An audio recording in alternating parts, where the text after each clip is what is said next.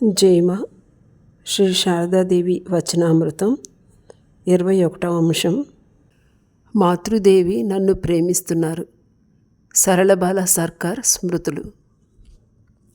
మాతృదేవి నన్ను ఎంతగానో ప్రేమిస్తున్నారు, ఆమె నన్ను ఎన్నడూ విస్మరించరు అంటూ మాతృదేవి పుత్రికలు పలువురు అనుకోవడం కద్దు. వారిలో నేను కూడా ఒకతెను. మాతృదేవి మా ఇంటికి సమీపంలోనే ఉండేవారు. ఆమెను దర్శించాలనే ఆలోచన అప్పుడప్పుడు నాకు రాకపోలేదు. కానీ ఏదో ఒక రకమైన సిగ్గు అడ్డుగా వచ్చేది. ఎన్నో రోజుల తరువాత వెళ్ళినప్పటికీ ప్రతి ఒక్కరిలోనూ మాతృదేవి నన్ను ఎన్నడూ విస్మరించరు అనే అనుభవం కలగడం పరిపాటి. ఆమె ప్రేమ ప్రతి క్షణము విభిన్న రూపాలలో వ్యక్తమయ్యేది. ఫలానా వ్యక్తి ఏకైక కుమారుడు సన్యాసం పుచ్చుకున్నాడు. అతడి తల్లి విలపిస్తూ తన బాధను మాతృదేవికి వెళ్ళబోసుకుంది. మాతృదేవి కళ్ళు కూడా చెమ్మగిల్లాయి. ఆహా, అదే కదా ఏకైక కుమారుడు, ప్రాణానికి ప్రాణంగా ఉండేవాడు. అతడు సాధువు అయిపోతే తల్లి ఎలా భరించగలదు అన్నారు మాతృదేవి. మరొకసారి ఒక ఆవిడ వచ్చింది. ఆమె 2 కుమారులు సన్యాసం పుచ్చుకోగోరి బ్రహ్మచర్య వ్రతం చేగొన్నారు. ఆ స్త్రీ మాతృదేవి వద్దకొచ్చి, అమ్మ, పిల్లలకు మంచి జరగాలి, అదొక్కటే తల్లి అభిలాష. ఈ సంసార జీవితంలో ఏముంది? ఎంతో ఉన్నత జీవితాన్ని నా పిల్లలు కోరుకున్నప్పుడు ఒక తల్లికి అంతకంటే ఆనందాన్ని ఇచ్చేది మరేముంటుంది అంటూ తన సంతోషాన్ని వ్యక్తం చేసింది. అప్పుడు మాతృదేవి ఇలా అన్నారు, నువ్వు సరిగ్గా చెప్పావమ్మా. ఎంతో ఉన్నత జీవితాన్ని నీ పిల్లలు కోరుకున్నప్పుడు తల్లిగా నీకు అంతకంటే పరమానందాన్ని చేకూర్చేది మరేం ఉండగలదు? ఇద్దరూ భక్తురాండ్రే, కానీ ఇద్దరికీ మాతృదేవి ఇచ్చిన జవాబు భిన్నమైనది. మాతృదేవి దర్శనార్థం వచ్చే భక్తులలో వివిధ రకాల వారు ఉన్నారు. మాతృదేవి మధ్యాహ్నం విశ్రాంతి తీసుకుంటూ ఉన్న సమయంలో కొందరు వస్తారు. ఆమె తన విశ్రాంతిని విరమించుకొని వారిని ఆప్యాయంగా పలకరిస్తారు. స్వయంగా మాతృదేవియే స్వహస్తాలతో ఇవ్వకపోతే పచ్చి మంచినీళ్లు కూడా ముట్టమనే వ్రతం పాటించే కొందరు రావడం కద్దు. వెంటనే ఆమె వంటింట్లోకి వెళ్ళేవారు. మాతృదేవికి పాదపూజ చేసిన తరువాతే తింటామనే పట్టుదలతో కొందరు వస్తారు. అందుకు మాతృదేవి తక్షణమే సమ్మతించేవారు. కాలాకాలాలను గురించి ఆమె పట్టించుకునేవారు కారు. ఒక సందర్భంలో మాతృదేవి దర్శనానికి కాషాయాంబరధారి అయిన ఒక స్త్రీ వచ్చింది. అప్పుడు మాతృదేవి మంచం మీద పడుకొని ఉన్నారు. మాతృదేవి వద్ద మంత్రదీక్ష పుచ్చుకోవాలనే అభిలాషతో వచ్చిన ఆ స్త్రీ మాతృదేవి పాదాలను తాకి ప్రణమిల్లబోయింది. కానీ మాతృదేవి తక్షణమే లేచి, ఏం చేస్తున్నావు? నువ్వేం చేస్తున్నావు? పాదాలు తాకి నమస్కరించుకో. కాషాయం ధరించిన సన్యాసినివి నువ్వు. నా పాదాలు తాకి నన్నెందుకు దోషురాలిగా చేస్తావు అని అడిగారు. ఆ స్త్రీ, మీరు మంత్రదీక్ష ప్రసాదిస్తానని గంపెడాసతో వచ్చాను. మాతృదేవి, తొందరపడితే జరుగుతుందా అమ్మా? సమయం కలిసి వచ్చినప్పుడు మన ప్రమేయం లేకుండా అంతా జరిగిపోతుంది. ఇంతదాకా నువ్వు మంత్రదీక్ష పుచ్చుకోలేదా? నీకు కాషాయం ఇచ్చింది ఎవరు? ఏకాగ్ర చిత్తంతో వారినే ఆశ్రయించు. సముచిత తరుణంలో అంతా సిద్ధిస్తుంది. ఆ స్త్రీ, కాషాయ వస్త్రాలు ఎవరూ ఇవ్వలేదు, నాకు నేనుగానే ధరించాను. నేను అనుష్ఠిస్తూ ఉన్న సాధనల ద్వారా ప్రశాంతత లభించడం లేదు. మాతృదేవి, నేడు నా ఆరోగ్యం బాగోలేదు, నీతో ఎక్కువసేపు మాట్లాడలేదని చింతించకు. కానీ అమ్మాయి, ఒక విషయం యోచించు. కాషాయ వస్త్రాలు ధరించడం సామాన్యమైన విషయం కాదు. ఇదిగో, ఈ మఠాలలో ఉంటున్న వీరంతా గురుదేవుల కోసం సర్వసంగ పరిత్యాగం చేసి వచ్చారు. వీరికి మాత్రమే కాషాయం ధరించే అధికారం ఉంది. వచ్చిపోయే వారంతా కాషాయం ధరించడమా? ఈ రీతిలో మాట్లాడిన పిదప మాతృదేవి ఆప్యాయంగా ఆమెకు సెలవిచ్చారు. కానీ తమ పాదాలు తాకి ప్రణమిల్లడానికి మాత్రం ఆమె సమ్మతించలేదు. ఒకసారి అనారోగ్యంగా ఉన్నప్పుడు మాతృదేవి జన్మదినోత్సవం వచ్చింది. ఆమె పాదపద్మాలను పూజించి ఆరాధించడానికి పలువురు భక్తులు వచ్చారు. పదే పదే జ్వరం వస్తూ ఉండడం వలన మాతృదేవి ఎంతో అలసిపోయి ఉన్నారు. అయినప్పటికీ ఆసనం పైన కూర్చున్నారు. ముఖాన్ని కొంగుతో కప్పుకొని తమను పూర్తిగా మరుగుపరుచుకున్నారు. వందలాది మంది భక్తులు వచ్చి అర్చించారు. ప్రీతిపూర్వకంగా అన్నిటినీ స్వీకరించారు. త్వరగా ప్రణామాలు చేసినప్పటికీ ఎంతసేపు పట్టింది? అంతా ప్రణమిల్లాక మాతృదేవి లేచారు. ఎందుకో ఆ దృశ్యం నేటికి నా మనస్సులో చెదరక నిలిచిపోయి ఉంది. అనేక సమయాలలో మాతృదేవి మాటలు, ప్రవర్తన వంటివి గురుదేవులను పోలి ఉండేవి. తమకు కంఠంలో వ్రణం వచ్చినప్పుడు గురుదేవులు వచ్చిపోయే వారినందరినీ దాని గురించి అడిగేవారు. అదేవిధంగా మాతృదేవి తమకు అనారోగ్యంగా ఉన్నప్పుడు, ఇదేం వ్యాధి, ఇది నిజంగా నయమయ్యేటట్లు తోచడం లేదు, ఏకంగా నన్ను పడకబెట్టేసింది, ఇక నేనేం చేయగలను చెప్పు తల్లి అని అందరినీ అడిగేవారు. గురుదేవులతో శశధర చక్ర చూడమని, మీరు మనస్సు వ్యాధిగ్రస్తమైన చోట ఏకాగ్రం చేస్తే వ్యాధి నయమవుతుంది అన్నారు. అప్పుడు గురుదేవులు, మీరు పండితులై ఉండి అలా మాట్లాడుతున్నారేమిటి? సచ్చిదానంద పరమాత్మునికి అర్పించిన మనస్సును ఈ ఎముకలు, మాంసంతో తయారైన శరీరం వైపుకు మళ్లించడమా అని ఎదురు ప్రశ్న వేశారు. మాతృదేవి కూడా ఇలాగే జవాబిచ్చేవారు. ఎవరైనా మాతృదేవితో, అమ్మ ఒక్కసారి ఈ వ్యాధి నయమవుగాక అని చెప్పుకోండి, తక్షణమే నయమవుతుంది అని చెబితే వెంటనే మాతృదేవి, అలా చెప్పగలనా అమ్మాయి? గురుదేవుల సంకల్పానుసారమే జరుగుతుంది, దీనిలో నేను చెప్పడానికి ఏముంది అనేవారు. ఈ జవాబు తప్ప మరే జవాబు ఆమె నుండి వచ్చేది కాదు. ఎన్నిసార్లు అడిగినా ఈ జవాబు మాత్రమే ఆమె నుండి వచ్చేది. సోదరి నివేదితకు మాతృదేవి పట్ల ఎంతో భక్తి ప్రపత్తులు ఉండేవి.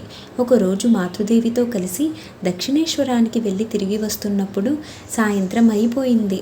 ఆమె మాతో ఇలా అన్నారు, మీరు పడవలో ప్రయాణం చేస్తున్నారు, హఠాత్తుగా పెద్ద గాలివాన వచ్చి పడవ మునిగిపోయే పరిస్థితి ఏర్పడిందనుకోండి, అప్పుడు మీకు ఏమనిపిస్తుంది? ఎంతో భయం వేస్తుంది, అంతే కదా? కానీ ఆ సమయంలో మీలో ఎటువంటి ఆలోచన రావాలని నేను ఆశిస్తున్నానో తెలుసా? పరిపూర్ణంగా, మనస్ఫూర్తిగా బాధ్యతనంతా భగవంతునికి అప్పగించాలి. చిన్న పిల్లవాడిలా ఆయన వద్ద పూర్తిగా శరణు పొందాలి. ఎలాంటి ప్రమాదం ఎదురైనా తల్లి ఒళ్ళో ఒదిగిన బిడ్డ చిరునవ్వు నవ్వుతూ ఉండేటట్లు కలత చెందకుండా ఉండాలి. ఏదైనా జరగని, మాతృదేవి ఉన్నారు, నేను దేన్ని గురించి కలత చెందను, ఏం జరిగినా జంకను అంటూ నిశ్చింతగా ఉండాలి. మాతృదేవి గురించిన మాటలకు అంతమే లేదు. అందువలన మాతృదేవి అమృత వచనాన్ని ఒకటి చెప్పి ముగిస్తాను. అమ్మాయి, భగవంతుడు మనస్సులోని సంపద వంటి వాడు. నువ్వు ఎక్కడున్నా మనస్ఫూర్తిగా ఆయనను ప్రార్థించు. ఆయనను ఎవరు మనస్ఫూర్తిగా ప్రార్థిస్తారో వారికి ఆయన సొంతమవుతాడు. జేమ 22వ అంశం. అల్లాదూత మాతృదేవి. శారదాదాసుడు స్మృతులు. నేను ప్రప్రథమంగా మాతృదేవిని దర్శించినప్పుడు నా వయస్సు 13-14 ఏళ్ళు ఉండవచ్చు.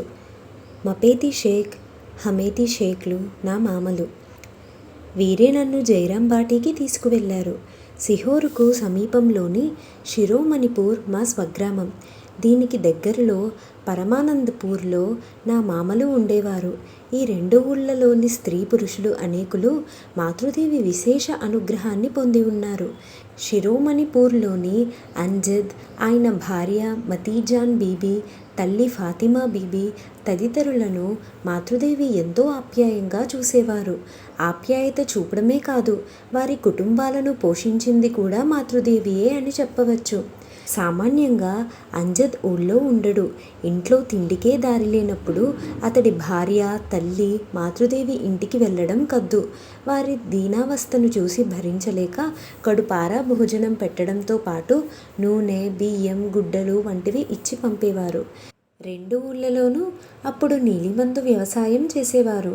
ఆంగ్లేయులు జమీందారుల ద్వారా ఈ పంటనే పండించమని ఒత్తిడి చేసేవారు.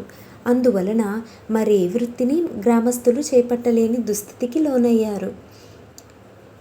అన్నిటికీ వారు జమీందారుల, ఆంగ్లేయుల మీదే ఆధారపడి జీవించవలసి వచ్చేది. వారి అరాజకాన్ని, నిర్బంధాన్ని సహించాల్సి వచ్చేది. రెండు గ్రామాలలోనూ మహమ్మదీయులు అధిక సంఖ్యాకులు. వారు ఏ వృత్తి చేపట్టలేక నిరుపేద జీవితాలను గడిపారు.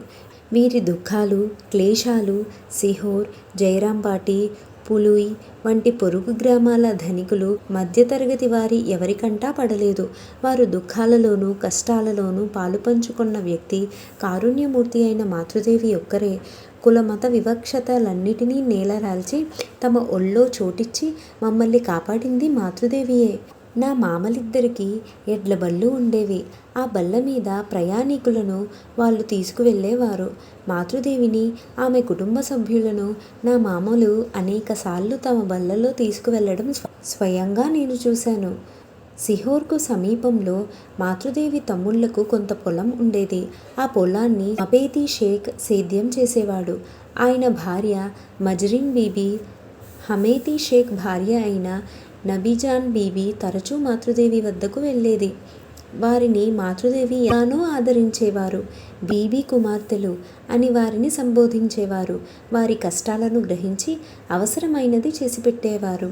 జైరాంబాటిలో మాతృదేవి కోసం కట్టిన కొత్త ఇంటి నిర్మాణంలో పనిచేసిన వారిలో ఎక్కువ మంది ఈ 2 గ్రామాలకు చెందిన మహమ్మదీయులే. ఇల్లు కడుతున్నప్పుడు శరత్ మహారాజ్ వచ్చారు. మా గ్రామాలను కూడా సందర్శించారు. మహమ్మదీయులను హిందువుల ఇళ్లకే అనుమతించని ఆ రోజుల్లో మహమ్మదీయులు మాతృదేవి ఇంటి నిర్మాణంలో పాల్గొనడం అక్కడి హిందువులకు కిట్టలేదు. మాతృదేవిని మ్లేచ్చురాలు అని పేర్కొనడానికి కూడా వారు సంకోచించలేదు. మాతృదేవి బంధువులు సైతం అక్కడ పనిచేయకూడదని మమ్మల్ని అడ్డుకొన్నారు. మాతృదేవి మేలిముసుగు లేకుండా బయటకు రారు. ఎంతో మృదువుగా మాట్లాడతారు. కానీ అన్యాయాన్ని ఎదుర్కొనడంలో ఆమె ఎన్నడూ తటపటాయించలేదు. తమ గృహ నిర్మాణ విషయంలో కూడా ఎంతో సుస్థిరంగా నిలబడ్డారు. గ్రామస్తుల వ్యతిరేకత మూలంగా 1-2 రోజులు పని జరగలేదు. కానీ మాతృదేవి మేమే పని చేయాలని పట్టుబడ్డారు. చివరకు గ్రామస్తులే వెనుకకు తగ్గారు.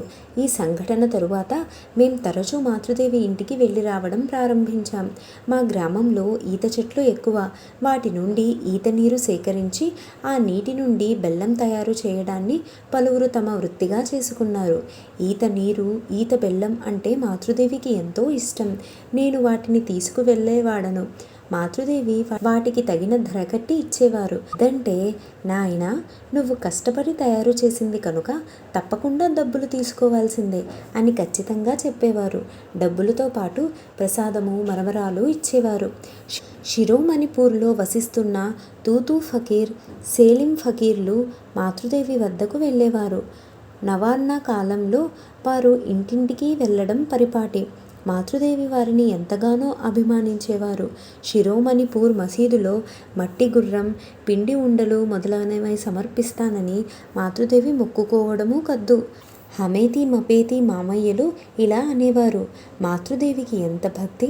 మా పండుగలలో కూడా మొక్కుకొని నివేదనానికి తీపి పదార్థాలు సైతం పంపేవారు. ఒకసారి మపేతి మామయ్య మాతృదేవితో, అమ్మా, మీరు హిందువులు, మహమ్మదీయుల పండుగలలో ఎందుకు మొక్కుకుంటారు? నివేదనానికి ఎందుకు తీపి పదార్థాలు పంపుతారు అని అడిగారు. అందుకు మాతృదేవి ఇలా జవాబిచ్చారట. హిందువులకు, మహమ్మదీయులకు దేవుళ్ళు విడివిడిగా ఉన్నారా ఏమిటి? అందరికీ దేవుడు ఒక్కడే కదా. మీ గురుదేవులు ఇస్లాం మత సాధనలను అనుష్ఠించారు, నమాజ్ చేశారు. అంతా ఒకటే నాయనా, పేరులోనే తేడా. మేం గురుదేవులను, మాతృదేవిని భగవంతుని దూతలుగానే పరిగణిస్తాం. హమేతి మపేతి మామయ్యలను మేం చూశాం. వారు కూడా వీరిని దేవుని దూతలుగానే భావించేవారు. వీరిని పోలిన వ్యక్తులు మళ్ళీ వస్తారా ఏమిటి? వారు అల్లా దూతలు, స్వర్గంలోని దేవతలు. జైమ 23వ అంశం సాటిలేని కరుణ. నీలాకాంత చక్రవర్తి స్మృతులు. జైరాంపాటికి మేం 4 వెళ్ళాం. మధ్యాహ్నం 12:30 గంటలకు ప్రసాదం పుచ్చుకోవడం కోసం వసారాలో కూర్చున్నాం. బాధనొప్పుల కారణంగా మాతృదేవి కాస్త కుంటుకుంటూ నడిచారు. అయినప్పటికీ అందరికీ తామే స్వయంగా వడ్డించారు. నేను, అమ్మ, ఇక్కడ పలువురున్నారు కదా, మీరే స్వయంగా ఎందుకు వడ్డించాలి? మాతృదేవి, నాయనా, బిడ్డలకు స్వహస్తాలతో వడ్డించి తినిపించకపోతే తల్లి మనస్సు చల్లబడుతుందా? మర్నాటి ఉదయం స్నానం చేయటానికి నేను చెరువు వద్దకెళ్ళాను. దారిలో నేను చూసిన దృశ్యం నన్ను ఆశ్చర్యంలో ముంచివేసింది. ఒక పెద్ద బిందెను చంకనెత్తుకొని మాతృదేవి చెరువు నుండి నీళ్లు తీసుకువస్తున్నారు. ఇంతమంది ఉండగా మీరెందుకు ఇవన్నీ చేస్తున్నారని అడిగినప్పుడు, నాయనా, ఇందువలన నాకు ఎలాంటి శ్రమ లేదు, ఇవన్నీ నాకు అలవాటైపోయాయి అని ఆమె జవాబిచ్చారు. మరుసటి రోజు ఉదయం కామర్పుకూర్కు వెళ్ళి గురుదేవుల జీవితంతో ముడిపడి ఉన్న స్థలాలను సందర్శించాము. మాణిక్ రాజా మామిడి తోటలో చాలాసేపు గడిపాం. అందువలన తిరిగి రావడానికి రాత్రి చాలా పొద్దుపోయింది. పాండుంజ్య చెరువును చేరుకునేసరికి దూరంలో ఎవరో ఒక వ్యక్తి చేతలాంతరు పుచ్చుకొని నిలబడి ఉండడం కంటపడింది. దగ్గరకు వెళ్ళి చూడగా మేం చూసిన దృశ్యం మమ్మల్ని ఆశ్చర్యచకితుల్ని చేసింది. అపార కరుణాపారావారమైన మాతృదేవియే సాక్షాత్తు లాంతరు పుచ్చుకొని అక్కడ నిలబడి ఉన్నారు. అమ్మా, మీరా ఇక్కడ అని మేము అడిగినప్పుడు మాతృదేవి ఆప్యాయత ఉట్టిపడే స్వరంతో, నాయనా, మీరు బయట ఊరి వాళ్ళు, పైగా చిమ్మ చీకటి, దారి తప్పవచ్చు. అందువలన నా మనస్సు ఎంతో ఆందోళనకు గురైంది. ఒకరితో లాంతరు పుచ్చుకోమని కాస్త చూసిరా అని చెబితే అతడు నా మాట పట్టించుకోలేదు. అందుకే లాంతరు పుచ్చుకొని నేనే వచ్చేశాను. మీకోసం ఎదురు చూస్తూ నిలబడి ఉన్నాను అని చెప్పారు. ఆ మాటలు విని మేం నిశ్చేష్టులమై శిలాప్రతిమలా నిలబడిపోయాం. ఈ మాతృమూర్తి కారుణ్యానికి సాటి ఉందా?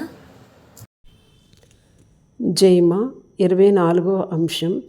ఈ లోకంలో కావలసినదేమున్నది? శారదాదాసుడు స్మృతులు.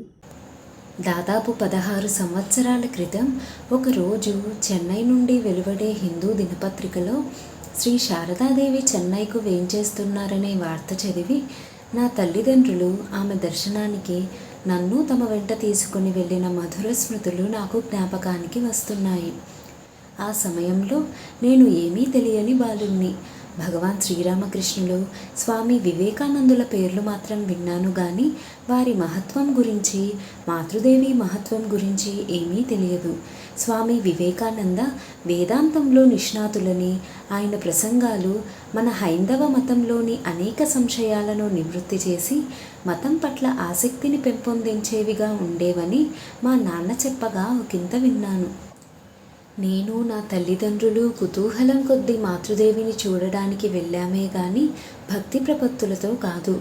అయినా మైలాపూర్ శ్రీరామకృష్ణ మఠం సమీపంలోని ఒక ఇంట్లో బస చేసిన మాతృదేవిని చూసినప్పుడు మా మనస్సులు ఆమె అమృత కటావీక్షణకు ఆకర్షింపబడ్డాయి.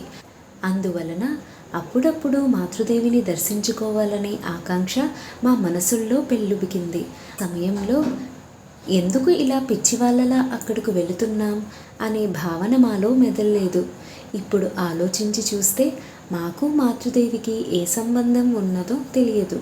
ఆమెకు ఆంగ్లం, తమిళం, సంస్కృతం తెలియదు. మాకు వంగ భాష కించిత్తు కూడా తెలియదు. మాతృదేవి దివ్యత్వంతో, సద్గుణ శోభిత ముఖారవిందంతో, సదా చిరునవ్వుతో భాసిస్తూ కనిపించేవారు. కానీ నేను సగటు మనిషిలో ఉన్న అనేక లోటుపాట్లతో కించిత్తు అయినా పారమార్థిక అభిలాష లేని బాలుణ్ణి. అయినప్పటికీ ఏదో ఒక విశేషమైన సంబంధం ఉండి ఉండాలి. ఆ సంబంధాన్ని విధి సంబంధమే అని చెప్పాల్సి ఉంటుంది.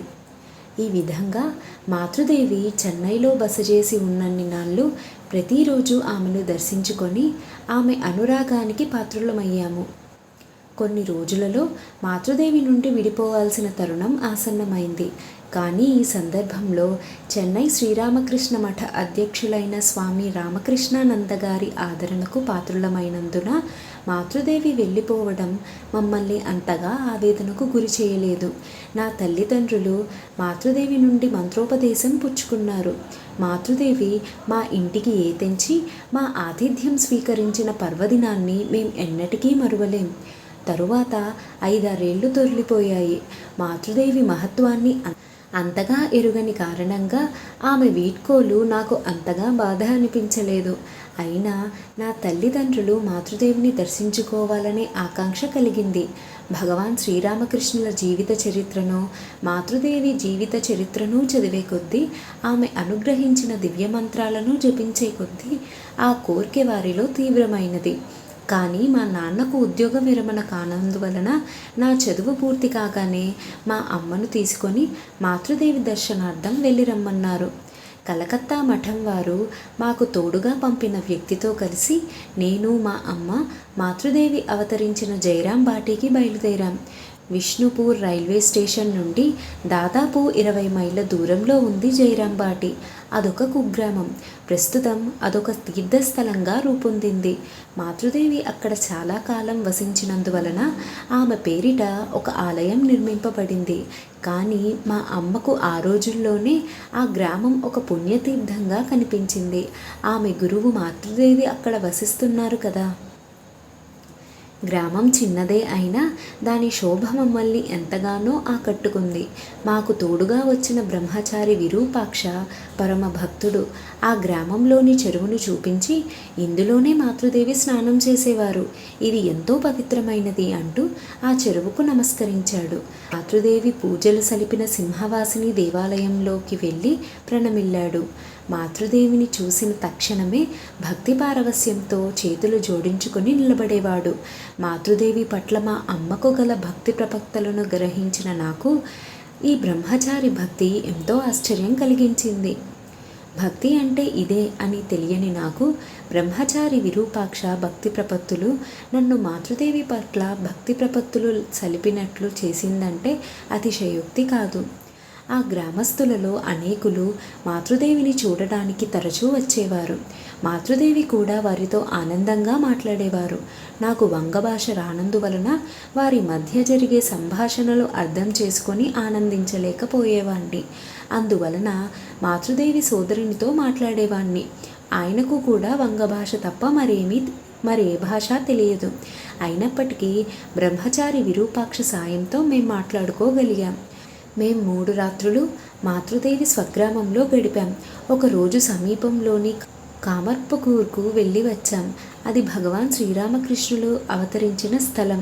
వెళ్ళేదారిలో శ్రీరామకృష్ణులు ధ్యానం చేసి పలుమార్లు సమాధ్యవస్థను పొందిన తోట ప్రస్తుతం శ్రీరామకృష్ణ శారదా కళాశాల నెలకొని ఉన్న చోటు. ఆయన స్నానం చేయడం వలన పావనత్వాన్ని సంతరించుకున్న హాల్దార్పుకూర్ చెరువును, ఆయన ఆరాధించడంతో ఖ్యాతిగాంచిన శివాలయాన్ని దర్శించాం. ఆయన పుట్టిన ఇల్లు ఇప్పుడు చెక్కు చెదరక అట్లే ఉంది. ఆయన పుట్టిన స్థలాన తులసివనం ఉంది. ప్రస్తుతం శ్రీరామకృష్ణుల ఆలయం నెలకొని ఉంది. ఆయన ఇంట్లో గురుదేవుల అన్న కుమారుడు నివసిస్తున్నారు. ఆయన మాకు భగవాన్ శ్రీరామకృష్ణులు పూజించిన రఘువీరుని సాలగ్రామం చూపించారు. నేను కూడా ఈ రఘువీరుని పూజిస్తూ ఇక్కడే ఎందుకు ఉండిపోకూడదనే ఆలోచన చటుక్కున నాలో మెదిలింది. అప్పుడు శ్రీరామకృష్ణుల వచనం ఒకటి నాకు జ్ఞప్తికి వచ్చింది. ఒక భక్తుడు తనకు వివాహమైందని చెప్పినప్పుడు ఆయన, అలా అయితే కర్తవ్యానుసారం ప్రవర్తించు, సంసారంలో ఉంటూనే భగవంతుణ్ణి ఆరాధించాలి అని అన్నారట. మరునాటి ఉదయం మాతృదేవి సోదరునితో మాట్లాడుతూ అరుగు మీద కూర్చొని ఉన్నారు. అప్పుడు బ్రహ్మచారి విరూపాక్ష వచ్చి, మాతృదేవి మిమ్మల్ని పిలుస్తున్నారు అని చెప్పాడు. నేను లోపలకు వెళ్ళాను. మాతృదేవి నన్ను ఒక ఆసనం మీద కూర్చోమని శ్రీరామ పట్టాభిషేకం చిత్రపటం ఒకటి చూపుతూ, ఇలా సీతారాములను ధ్యానించు అని సైగ ద్వారా చెప్పారు. అప్పుడు ఆమె ముఖారవిందం కారుణ్యంతో పొంగిపోతూ పహసిల్లింది. నేను కూర్చొని ఉన్నాను. మాతృదేవి నా ఎడమ చెవిలో 2 అద్భుత మంత్రాలను ఉపదేశించారు. కామర్పుకూర్లో నేను తలుచుకున్న విషయాన్ని మాతృదేవి ఎలా గ్రహించగలిగారో నాకు అంతుబట్టలేదు. ఉపదేశం క్షణంలో పూర్తయింది. అంగన్యాసం లేదు, కరన్యాసం లేదు. బ్రహ్మచారి విరూపాక్షను పిలిచి ఆయన ముఖత, ఈ మంత్రాలను నిరంతరం జపిస్తూ ధ్యానించు. దీనికోసం నిర్ణీత సమయాన్ని కేటాయించుకో. మరే మంత్రాలు నీకు అవసరం లేదు. దీని మూలంగానే నీకు సకల శ్రేయస్సులు కలుగుతాయి అని చెప్పించారు. మాతృదేవి ఉపదేశం మేరకు ఆ దివ్య మంత్రాలను జపించడానికి ఎన్ని ఆటంకాలు ఏర్పడ్డా, జపం చేయడంలో నాకు సమధికోత్సవం లేకపోయినా ఒక్క విషయం మాత్రం నా మనస్సు నుండి తొలగిపోలేదు. తరచూ సుఖదుఖాల నడుమ నా మనోనేత్రాన మాతృదేవి ప్రేమస్వరూపం నిలిచేది. ఒక్క మాట కూడా పలుకని ఆమె ముఖారవిందం నుండి వర్షించే కారుణ్యాన్ని నేను ఎలా మర్చిపోగలను? మాతృదేవి నుండి మంత్రోపదేశం లభించడం ఎంతో అరుదని భావించి అందుకోసం యాచించడానికి సైతం ధైర్యం లేకుండా అరుగు మీద కూర్చొని ఉన్న నన్ను పిలిచి అమిత వాత్సల్యంతో తమ పక్కన కూర్చోబెట్టుకొని నాకు దివ్య మంత్రాలను అనుగ్రహించి ఆశీర్వదించిన ఆ కారుణ్యమయ స్వరూపిణి దివ్యముఖారవిందం నా మనోనేత్ర నిలిచిపోయి నన్ను పరమానంద సాగరంలో ముంచివేస్తున్నది. ఈ లోకంలో కావలసింది ఇక ఏముంటుంది?